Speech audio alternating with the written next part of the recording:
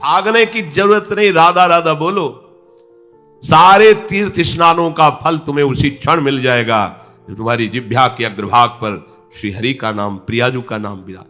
सारे वेदों का अध्ययन कर लिया, अब उससे कुछ अध्ययन करने की जरूरत नहीं है। जो बड़ी बड़ी तपस्याओं से, तीर्थयाटन से, वेदाध्ययन से, यज्ञ आदि से गति मिलना दुर्लभ है, वो तुम्हें नाम से प्राप्त हो जाए। कौन हो, कहां हो, कैसे हो, कोई प्रश्न नहीं। जैसे हो, जिस परिस्थिति में, जिस विषय में फंसे हो, वहीं से तुम्हें नाम उठा के महात्मा बना देगा, तुम्हें धनवान बना देगा, यशस्वी बना देगा, तुम तेज से संपन्न हो जाओगे। नाम का तेज, भगवान नाम का तेज है, प्रताप है भगवान नाम का। 10,000 वर्ष तपस्या करने पर जो फल मिलता है, 24 घंटे निरंतर नाम जप करने से मिल जाएगा। कलयुग की ये विशेष महिमा है। हम लोगों को भगवत प्राप्ति बड़ी सहज है। दाहिने पैर के अंगूठे के बल हाथ उठा के ऊपर से बोले कितने वो 10,000 वर्ष, ऐसे 10 सेकंड नहीं खड़े हो सकते अपने लोग, नहीं, दाहिने पैर के अंगूठे के बल हाथ उठा के 10 सेकंड नहीं खड़े हो सकते। और वो अवश्य भगवान की प्राप्ति की बात नहीं कही गई, वो अलग अलग कामनाओं की अलग अलग लक्ष्य। 24 घंटे नाम कीर्तन करने से वो फल प्राप्त हो जो उनको 10,000 वर्ष ऐसे करने से। कलयुग का बड़ा प्रताप है। जो तुम स्वार्थ की पूर्ति चाहते हो या परमार्थ की पूर्ति चाहते हो या तुम रोग का नाश चाहते हो, तो एकमात्र उपाय है भगवान के नाम का निरंतर जप करो। निरंतर शब्द में बड़ी कठिनता है। महात्मा जन इसी का प्रयास करते हैं। अव्यावृत भजना, ये सिद्ध अवस्था है, निरंतर भजन। आपसे निरंतर ना हो तो थोड़ी थोड़ी देर में स्मरण करने का अभ्यास बना लीजिए। एक बार सत्संग में कि अगर 5 मिनट में एक बार राधा बोल दो, कि हर 5 मिनट में एक बार राधा बोलना है, राधा 5 मिनट फुर्सत करो, चिंतन या कार्य जो कर रहे हो, पर 6वां मिनट न लगने पावे फिर 5 मिनट राधा। एक दिन आप देखना निरंतर नाम चलने लगेगा। इससे विषयों के प्रति जो आसक्ति है वो एक बार तो बढ़ेगी। होम्योपैथिक दवा जैसे नहीं, रोग एक बार उभरेगा, आपको लगे, वो बढ़ती नहीं है, अंदर छुपी हुई निकलती। ध्यान से सुनोगे तो प्रश्न खत्म हो जाएंगे। अपने लोगों के प्रश्न रहते हैं, जब भजन में बैठते हैं तो बड़ा मन चंचल होता है, बड़ी गंदी बातें आती हैं, ये वो। हम भी कह रहे हैं, जब आप नाम जपना शुरू करोगे तो पहले आपको जलन होगी, आपके अंदर ये विकार दिखाई देंगे, पर ये आते नहीं हैं, ये जाते हैं। धीरे धीरे इनका शमन हो जाएगा। और जब कभी आपको ऐसा लगे कि अब नाम जपने में हमारा एकाग्र मन नहीं हो रहा, तो बहुत सुंदर उपाय है, ताली बजाकर नाम कीर्तन करने लगो। अपने को विजय प्राप्त करना है मन पर और विषय भोगाभ्यास पर। और ये ऐसा नहीं कि ये नाचना गाना है सब, ऐसा नहीं, इससे भगवान की प्राप्ति हो जाती है। जितने बड़े बड़े महान भक्त हुए सब नृत्य करते थे। मीरा जी रात रात भर नृत्य करती गिरधर के सामने। नरसिंह मेहता की करताल प्रसिद्ध थी। 4 भक्त साथ है, करताल लेकर नाचते, गोविंद रीझ जाते हैं। जहां कहीं 4 भक्त मिलकर कीर्तन करते होते हैं, नृत्य करते होते हैं, उन्हीं के बीच में गोविंद भी नाचते होते हैं। हमारी अभी दृष्टि मायाकृति, इसलिए हम देख नहीं पा रहे। प्रह्लादस्तालधारी तरल गतितया चोद्धव कांस्यधारी वीणाधारी सुरसिंह स्वर कुशलतया राग करतार्जुनो भूत इंद्रोवादीन मृदंगम जय जय सुकराहा कीर्तने ते कुमारा यत्रागे भाववक्ता सरस रचनया व्यास पुत्रो बभूव। एक बार इन बड़े भक्तों का मिलन हुआ। श्री प्रहलाद जी, उद्धव जी, नारद जी, सनक सनंदन जी, सुखदेव जी आदि। अब इतने बड़े महापुरुष एकत्रित हुए तो बोले भगवान को बुलाया जाए प्रगट में। बोले एक ही उपाय है, मद भक्ता यत्र गायंती तत्तिष्ठाम। नारदा नारद जी ने कहा भगवान वहीं आ जाते। तो श्री प्रहलाद जी ने ताल देना प्रारंभ किया। ये भगवान को बहुत प्रिय है। अगर आपको कोई संगीत नहीं आता तो भगवान का प्रिय संगीत है ये, राधा राधा राधा राधा राधा। ना किसी की जरूरत है और ना किसी के सहयोग की। ले भाई ढोलक हारमोनिया अगर नहीं बजा लेते, कोई राग लेता, हम कह रहे कोई राग नहीं, राधा राधा राधा राधा ताल की, ये हमारा ताल बज रहा है। ये बहुत बहुत ही काम की बात है। आप मान लीजिए, आपको मन लगाने के लिए बहुत बढ़िया उपाय और भगवत प्रसन्नता का बहुत बढ़िया उपाय। जहां आपका मन न लगे, शुरू आप देखना मन लग जाएगा। उद्धव जी ने मंजीरा उठाया। अब मंजीरा सब कोई न बजा पाए तो ऐसे ही उसको करते हो, राधा राधा राधा जय जय राधा वल्लभ श्री हरिवंश राधा वल्लभ श्री, वो आ जाएगा बजाना। हम ये देख रहे हैं कि प्रभु समस्त कलाओं से युक्त है और आप उनका गुणगान करो तो सीख जाएंगे। इतनी बड़ी बच्ची है, स्कूल ही नहीं गई, पूरी चतुरासी जी कंठस्थ सुधा निधि। आश्चर्य है, सुधा निधि के श्लोक बोलने में व्याकरण पढ़े हुए भी लड़खड़ा जाएंगे, और ककहरा नहीं पढ़े, गई नहीं स्कूल। ये सर्वाश्चर्य में सकल विद्या विदित रहस्य श्री हरिवंश सहित। हमारी स्वामिनी सकल विद्या विदित है, आश्रय निर्मल हृदय ने लिया, वाणी प्रकाशित है। श्री चतुरासी जी कंठ। हम तो आश्चर्य, पर सर्वाश्चर्य में स्वामिनी जो, इसलिए क्या नहीं आपको ज्ञान हो जाएगा, आपको क्या पता नहीं चल जाएगा। जब प्रभु का पता चल गया तो सब उन्हीं में समाये हुए, सब ज्ञान आ जाएंगे। श्री उद्धव जी ने मंजीरा उठाया और नारद जी का प्रसिद्ध वाद्य यंत्र तो वीणा जी है ही, और अर्जुन जी राग आलापने लगे। इंद्र ने मृदंग बजाना शुरू किया।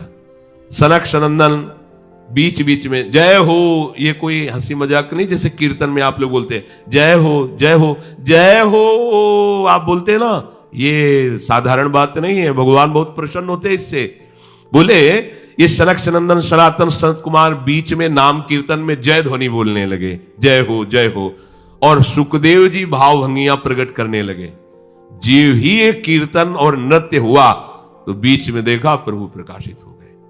तासा मावीर भूत छोरी स्मयमान मुखाम जा, पीतांबर धरासरक भी साक्षात मत। और वो भी कोई खड़े लगे हुए, वो भी तो नटवर नागर हैं, सकल कलाओं में प्रवीण, तो प्रभु नृत्य कर रहे हैं, भक्त जन आसपास मृदंग में। कैसा आनंद! ये जो आनंद आपको आता है, तो आनंद कौन है जानते हो? श्री कृष्ण सच्चिदानंद रूपाय। उनका रूप क्या है? आनंद। आपके हृदय में उमगल, सबके हृदय में भगवान आ रहे हैं। पर बोले हमारा अनुभव नहीं हो रहा, मलिन यंत्र है, यही करते रहो। थोड़ा आनंद आया ना, अब पूरा आनंद आ जाएगा। और जिस दिन पूरा आनंद आया, उस दिन से फिर तुम्हें कोई घसीट नहीं पाएगा। माया का जो आकर्षण है। भगवत आदि पुरुषस्य नारायणस्य नामोच्चारण मात्रे निर्धूत कलिर्भवति। जो प्रभु श्री हरि का नाम उच्चारण मात्र करता रहता है, कोई भी कलयुग का दोष उसके अंदर। कलयुग बड़ा सूक्ष्म विषय है। देखो, गर्भ में ही जिनको भगवान का साक्षात्कार हो गया था, वो परीक्षित महाराज, देखा कि एक जो शूद्रवत आचरण करने वाला पैर से मार रहा है, डंडों से मार रहा है बैल, बीच बीच में लात। ये ध्यान रखो, किसी को भी पैर से कभी, सब में श्री भगवान है, कभी ऐसा दंड विधान किसी के लिए हो जैसा, पर ऐसे सहज में किसी को अपने पैर न लगे। अपने लोगों का परमार्थ है ना, कोई अगर लेटा हुआ है तो उसे नांगने की जरूरत नहीं, घूम के भले चले जाओ, उससे प्रार्थना करो कि आप पैर हटा लीजिए। ये ऐसे किसी को नांगना, किसी के पैर मारना, ये सब गंदे आचरणों में आता है। भक्तों के द्वारा ऐसा नहीं होता है।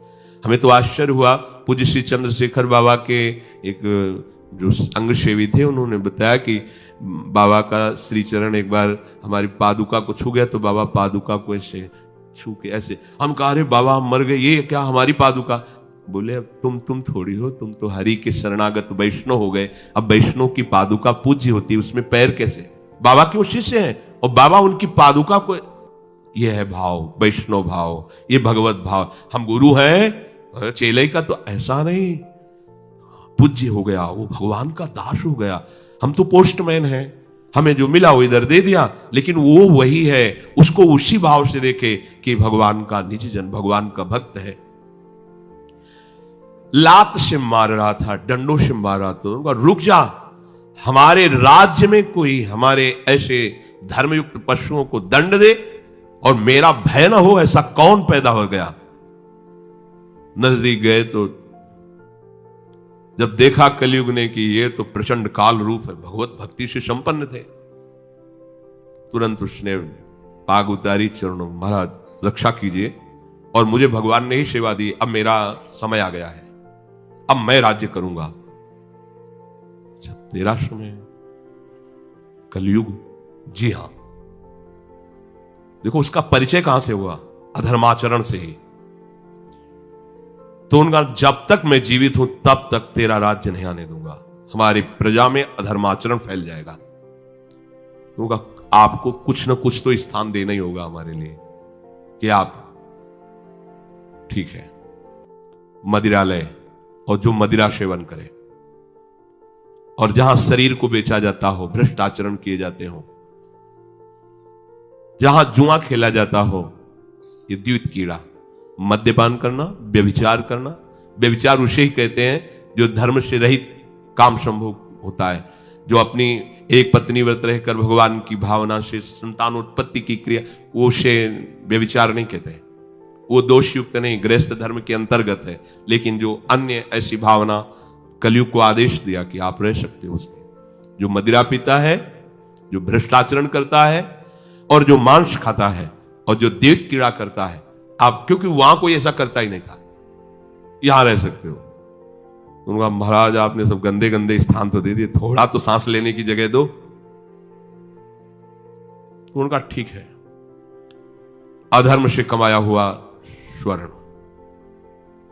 पुष्पत महाराज वो खुश हो गया, हाँ हाँ ठीक है महाराज, आपकी आज्ञा के विरुद्ध बिल्कुल नहीं चलूंगा। चले आए। जरासंध का जब वध हुआ था तो उसका मुकुट जो था उसको लेके, विजय में जिसकी विजय, तो भीम ने ही तो भगवान की प्रेरणा से, तो अब ये उन्हीं के तो वंश में है ना, ऐसे ही धरते ही शिकार की वृत्ति जागृत हुई। जंगल में गए, शिकार तो मिला नहीं, प्यास से व्याकुल हो गए। एक महात्मा समाधि में बैठे हुए थे, उनके आश्रम में प्रवेश किया। महात्माओं के आश्रम में प्रवेश करने की मर्यादा होती है, पाग, अस्त्र शस्त्र, अपना पद का भाव ये बाहर ही रख देना चाहिए, क्योंकि यहां सर्व लोक महेश्वर भगवान के चिंतन में लगे हुए हैं, और विश्वास रखे कभी अमंगल नहीं हो सकता। तुम्हारे अंग रक्षक तुम्हारी रक्षा नहीं कर सकते जैसा भगवान नाम रक्षा करता है। तो भगवान नाम का वहां सुरक्षा कवच होता है जहां भगवत प्रेमी महात्मा होते हैं। इसलिए बहुत जगह शास्त्रों में पाया गया है, जैसे कर्ण ऋषि के आश्रम में दुष्यंत जी तो अंग रक्षकों को बाहर ही छोड़कर अपना राजमुकुट और चरण पादुका उतार करके बड़ी दैन्यता से गए। ऐसे कई जगह महात्माओं के, पर आज ही भूल गए। ऐसे सीधे आश्रम में प्रवेश किए, घोड़े से उतरे, कोई है, प्यास लगी है। तो ये मर्यादा है कि यदि राजा पधारे तो खड़े होकर उसका स्वागत किया जाता है, क्योंकि हम राजा के राज्य में रहकर भजन करते हैं। वो राजा हमारे भगवान का स्वरूप है, उसका खड़े होकर स्वागत और अर्घ आदि दिया जाता है। ऐसा पूर्व ऋषियों ने किया भी है। अब वो समाधिस्थ में शमीक ऋषि उनका नाम था, नजदीक गए, बड़े बड़े महात्माओं के दर्शन किए होंगे, तो क्या जानते नहीं कि समाधि अवस्था में है। समाधि अवस्था केवल शरीर दिखाई दे रहा है, बाहर से आप उसे मृत जैसा भी कह सकते हैं, अमृत स्थिति है, प्राण वायु भी संचलन नहीं हो रहा है, भगवदाकार वृत्ति अंदर से, बाहर से सब क्रियाएं रुकी हुई। समाधि की अलग अलग स्थितियां होती हैं। तो आज इनको देखो, कलयुग का प्रभाव, उनको ढोंग नजर आ रहा है। राजा आया, इससे क्या बात करना है, बस ये बात सोच करके तुम आंख मूंद के बैठ गए, और बाहर निकले, देखा एक मरा हुआ सर्प पड़ा हुआ था, उसे उठाया, उनके गले में डाल दिया। ऐसे ये कलयुग का दोष। एक महात्मा पर पाखंड का आरोप, जब कलयुग चढ़ जाएगा तो तुम्हें सब ऐसे नजर आएगा, सब पाखंडी है, सब भ्रष्ट हैं, अरे सब नाटक है, कलयुग का स्वभाव। और उनका अपमान करने की चेष्टा, यह अपमान है। अच्छा, उनको पता भी नहीं है कि कोई आया है, कोई ऐसी चेष्टा कर रहा है। चले गए।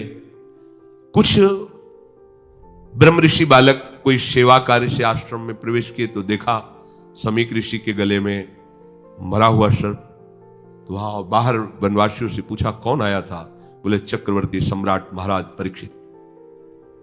दूसरा कोई नहीं गया? नहीं। तो ऐसा अमंगल कार्य, इतना उनका अभद्र व्यवहार एक ब्रह्म ऋषि से, छोटे छोटे बालक ही ऋषियों के थे, गए और श्रृंगी ऋषि तर्पण कर रहे थे सूर्य भगवान का, तो जाके कहा कि आपके पिता के गले में मरा हुआ सर्प महाराज चक्रवर्ती सम्राट परीक्षित ने डाल दिया है।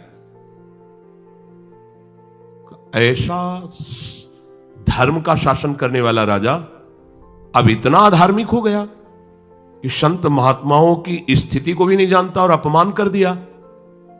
ये समझते हैं कि इनको कोई दंड नहीं दे सकता, तो ये भूल करते हैं। ये दंडधारी राजाओं से भी बढ़कर प्रचंड दंड देने का अधिकार ब्रह्म ऋषियों के बालकों को भी है। जल उठाया और कहा, मैं सत्य को साक्षी करके इस राजा को शाप देता हूं, 7 दिन के अंतर्गत भयंकर रूप धारण करके तक्षक डसे, उसकी 7वें दिन मृत्यु हो जाए। अब आए अपने पिता के गले में लिपट कर रोने लगे। बहुत हिलन डुलन रोने की आवाज, धीरे धीरे प्राणवायु संचलित हुई।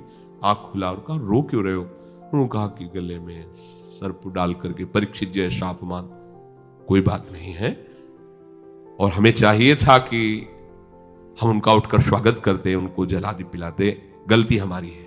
देखो ब्रह्म ऋषि। तो अन्य ऋषि बालकों ने कहा कि श्रृंगी ने तो शाप दे दिया, तुमने भयंकर ऐसा कैसे कार्य, वो शाप के योग्य है? क्या शाप दिया? बोले 7 दिन में तक्षक सर्प आएगा, डस लेगा। अब तो उनकी भी सामर्थ्य नहीं, पिता की भी कि मिटा सके। ब्रह्म ऋषि के वचन ऐसे नहीं होते। तो ना ब्राह्मणत्व रह गया, ना तपस्या रह गई, न भजन रह गया है, ना भाव रह गया है। दिन भर हम झूठ बोलते रहते, तो हम कुछ भी बोले क्या लागू होगा? जो सत्य का चिंतन करता है, ब्रह्मचर्य से रहता है, सत्यवाणी बोलता है, वो आज भी बोल दे तो वैसे ही हो जाएगा जैसा बोलेगा। एक बालक के वचन को ब्रह्म ऋषि भी नहीं मिटा सकते। अपने शिष्यों को भेजा, जाओ निवेदन करो महाराज परीक्षित को। उधर वो गए, जीव ही मुकुट उतार कर, ये क्या हो गया मेरे द्वारा? ये क्या? हाय हाय मच गया हृदय में। मैं किसी महात्मा के साथ ऐसा व्यवहार कैसे कर सकता हूं? भगवान मुझे दंड दे। ये है धर्मात्मा का, भगवान मुझे दंड दे, बिल्कुल क्षमा न करे। इतने में ऋषि के शिष्य पहुंच जाते हैं और कहा, महाराज आपको एक सूचना है, वो बड़ी अशुभ सूचना है। आपके द्वारा जो कृत्य हुआ उसका दंड विधान श्रृंगी ऋषि ने कर दिया है। आज के 7वें दिन तक सर्प आपको डसेगा, आप अपना उपाय कर लीजिए। कल्याण का, बचने का तो कोई उपाय ही नहीं है। बहुत प्रसन्न हुए, जैसे किसी ने उनको महासुख दे दिया। ये है भगवान के आश्रित, कोई भी साप ताप भय नहीं प्रदान कर सकता। प्रसन्न हुए, मैं तो मांग ही रहा था कोई दंड मिले। बहुत अच्छा हुआ। जन्मेजय को बुलाया, उसी क्षण रात दिया, और गंगा किनारे जाकर के बस आमरण अनशन व्रत, एक बूंद पानी भी नहीं पीऊंगा, और कैसे भगवत प्राप्ति हो 7 दिन में चिंता नहीं कर रहे थे। बड़े बड़े संत महात्माओं ने जब साप की बात सुनी, सब आ गए गंगा किनारे। उसमें भगवान व्यासदेव जी, वशिष्ठ जी, बड़े बड़े महापुरुष नामी सब आ गए। सबसे पूछा, 7 दिन में निश्चित भगवत प्राप्ति हो जाए, आप सब हमें ऐसा उपाय बताइए। सब आपस में विचार ही कर रहे थे। इतने में देखा कि आनंद में मगन हुए निर्वस्त्र दिगंबर भगवान सुखदेव जी। 16 वर्ष की अवस्था है, कृष्ण नाम जिह्वा से निकल रहा है, जीव ही आए, सब खड़े बीच में। कैसे 7 दिन में भगवत प्राप्ति? बोले 7 दिन के पहले ही तुम्हें हम साक्षात्कार करवा देंगे।